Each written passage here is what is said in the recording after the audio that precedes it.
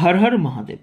আজকে আমরা প্রতি মাসে মহাদেবকে কোন কোন নৈবেদ্য দিয়ে পুজো করলে ভালো হয় সেটা দেখব। এটা আমরা রুদ্র সংহিতার দ্বিতীয় খণ্ড, যে সতী খণ্ড রয়েছে, সেখানে দেখতে পাচ্ছি, এবং সেখানে মা সতী যেভাবে পুজো করেছিলেন মহাদেবের সেই পদ্ধতিটাই আমরা আলোচনা করব। এর মধ্যে হয়তো সমস্ত কিছু আমাদের পক্ষে আজকের দিনে দাঁড়িয়ে জোগাড় করা সম্ভব নয়, যতটা সম্ভব ততটা আমরা করতে পারি, এবং তার মধ্যে বেশিরভাগই আমরা করতে পারি।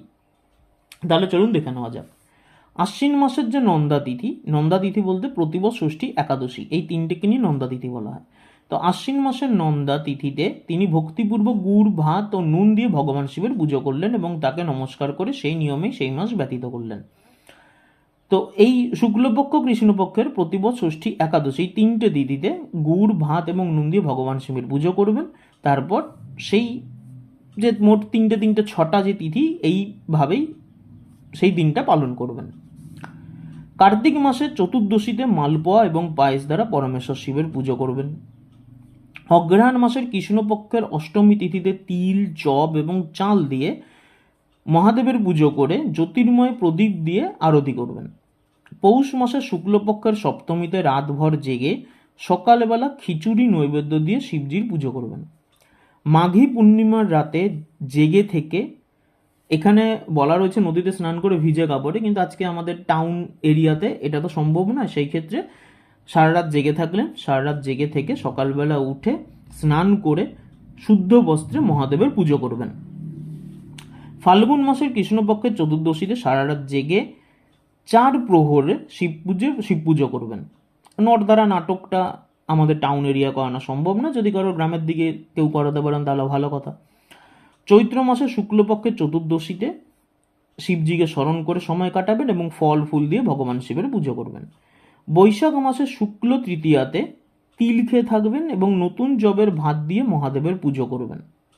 এখানে সেই মাস কাটাতে বলা হয়েছে, সেটা আজকের দিনে হয়তো সবার পক্ষে সম্ভব নয়, অন্তত এই তিথিটাকে আপনারা করার চেষ্টা করবেন। জ্যৈষ্ঠের পূর্ণিমার রাতে সুন্দর বস্ত্র এবং ভটকট ফুল দ্বারা শঙ্করের পুজো করবেন। ভটকট ফুলটা হয়তো সব জায়গায় পাবেন না, তো সুন্দর বস্ত্র দিয়ে পুজো করতেই পারেন।